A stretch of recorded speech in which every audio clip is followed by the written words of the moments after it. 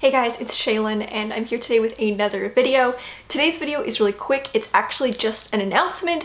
I wasn't going to do a whole video to announce this, but what the hell? It's the most exciting thing that's ever happened in my writing career, so I feel like it deserves its own video. I found out about this in like mid-March, but I haven't been able to say anything until now. Today, it's been officially announced, so I can say it, and it's that I am on the long list for the CBC Short Story Prize. I still can't believe that I'm saying these words. Ever since I found out about this, I've kind of been in a state of disbelief. I don't think I believed it when I first found out. I don't know, this channel is the chronicle. It's kind of the diary in many ways of my writing journey and also the journey of my writing career. And this is a really huge step in that. So if you don't know what the CBC Prize is, the CBC Prize is basically Canada's biggest short story prize. And so anyone can submit as long as you're willing to part with $25 beautiful dollars. And it gets thousands of entries. I don't know the number of how many people submitted yet. I'm sure it's mentioned on CBC, but I'm filming this before the official announcement, so I don't know. But in the past, it's been like over 3,000 entries. It's a lot. The chances of being longlisted are like 0.01%. So obviously I didn't have any expectation of being on the long list whatsoever. So this was my second time ever submitting to the CBC Prize. I submitted for the first time last year, so for the 2020 prize. I did not make the long list. Again, I wasn't expecting to. Why would I expect to? The chances are like not a thing. And so, but it is something that I like submitting to. I liked getting in the habit of submitting to it. And it's really funny because this year, the reason I submitted was because I kind of treated the CBC Prize like an assignment. I've been really struggling to write short stories since I finished university. I hadn't really produced any story that I was happy with through most of 2020. And I thought maybe viewing the CBC Prize deadline as a deadline like I had in school, which is where I felt I wrote my best work, was when I had deadlines for school, when I was under a bit of pressure. I thought maybe I could use the CBC Prize to kind of replicate that, and it totally worked. I wrote the first story that I'd been happy with through all of 2020, and also because the CBC Prize has a very small word count, about 2,500 words, I don't write a lot of stuff in that word count. I have to be usually quite intentional. Out of the 30 stories I've written, I think only like 3 fall under that word count. I really had to write something new for it. It's funny, when I submitted it, I obviously didn't think I had any chance of making the long list whatsoever. It just seemed like an impossibility. Literally days before I found out I was on the long list, like 3 days before I was on the long list, I was like, okay, I guess they're gonna announce the CBC Prize soon. They usually do that in early April, so that means that I'm gonna be able to submit this story. And I started thinking about like where I wanted to submit the story, because I just figured I was not, it didn't seem like in the realm of physics or possibility for me to be on the long list. And then one day I wake up and I see an email with the subject line being CBC Prize long list, and I was just in total disbelief. I didn't believe it, and the whole day, the day that I found this out, I was just smiling the whole day. I couldn't believe it, but I was so excited, I was so happy. So yeah, I'm on the long list.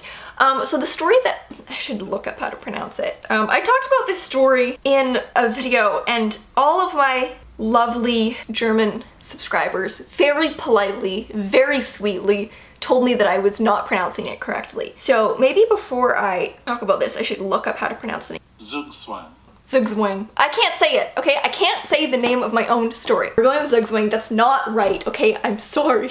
So that's what the title of the story is. It's Zugzwang. It's a German word, but it's also a term in chess. Zugzwang, I don't even want to say it because I'm saying it wrong, is where one side is in a position where it's their turn to move, but no matter what move they make, they're either going to lose or their position will be significantly weakened. So what does it mean to be on the CBC Prize long list? So you can't read the entire story, but you can read an excerpt from it. So I will leave the link to my page. They have a list of everyone who's longlisted for the prize and information about all their stories and about the writers. So there are some questions on there about like what the inspiration for the story was. I wish I had a better story for the inspiration. That part is really underwhelming. Just in general, I never have good stories about the inspiration behind any of my pieces. I'm just clearly like never inspired by interesting things. So yeah, you can read that. You can read basically the first paragraph. If I make the short list, then the entire story will be available, and I don't know if I'll make a video to announce that, but I will post it on my community tab. So I think they're gonna announce the short list in like a week, so keep checking back. But I do want to say, and everyone that I know has been like really supportive about like cheering me on and hoping that I make the shortlist, but I just want to be clear that making the long list in itself is something that I never expected. It was such a shock that if my journey with the CBC Prize ends here, if I only make the long list, I will be perfectly so happy with that. I'm not going to be disappointed at all. I'm not expecting to make the short list in any way, shape, or form. If I do, that'll be amazing. If I win, that'll be amazing. But I'm not expecting to win. I'm not expecting to make the short list. And so no matter what happens from here on out, it's already beyond what I expected. And so I'm going to be perfectly happy if it ends here. If this is the full extent of this journey, I will be perfectly happy with that. So I'm definitely not going to see it as a failure if I don't make the short list. Already making the long list is such a win in this case. I think I gotta just take my wins. Yeah, I think in the past situations where I was longlisted for things that I wasn't expecting to be longlisted for, I sunk too much hope into the final win, and it was disappointing then when I didn't get there. I don't want to be disappointed by this in the end, no matter what happens. So I'm really excited. Honestly, the exciting thing if I make the shortlist will just be that like the story will be published, so that would be really exciting, but if not, obviously I'll keep submitting it elsewhere. And obviously if I win, that'll be super exciting because I will have won the CBC Prize, and also I would get $6,000 and a residency at the BAM Center, so that would be pretty sick. But if it doesn't happen, that's totally fine. I'm really in shock. As I'm filming this, I don't know who else is on the long list, so I'm really excited to find out. I don't know anything about the other stories, but I'm sure that it will be humbling to be in company with them. So I just want to talk about this because it's like the biggest thing to ever happen in my career, and I can't believe it. Maybe let this be a lesson in not self-rejecting your work. I didn't think there was any chance I could be longlisted for this prize. The chances were pretty low.